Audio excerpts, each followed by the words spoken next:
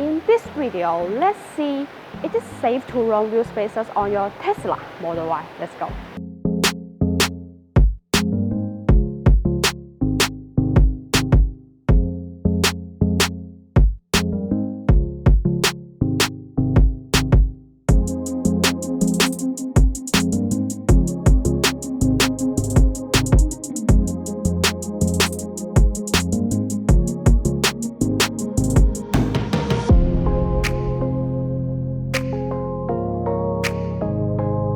In fact, wheel spacers, good or bad, determines the safety of spacers, and the same as wheels, wheel brakes, and body kit. They are only quality products that can ensure driving safety.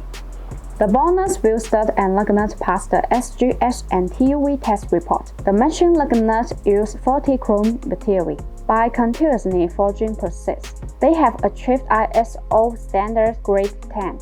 The matching wheel stud uses SCM440 steel material, and it has good ductility and high temperature strength resistance, structural stability, low harmful elements, few surface defects, and more advantages. Besides, it has achieved ISO standard grade 12.9.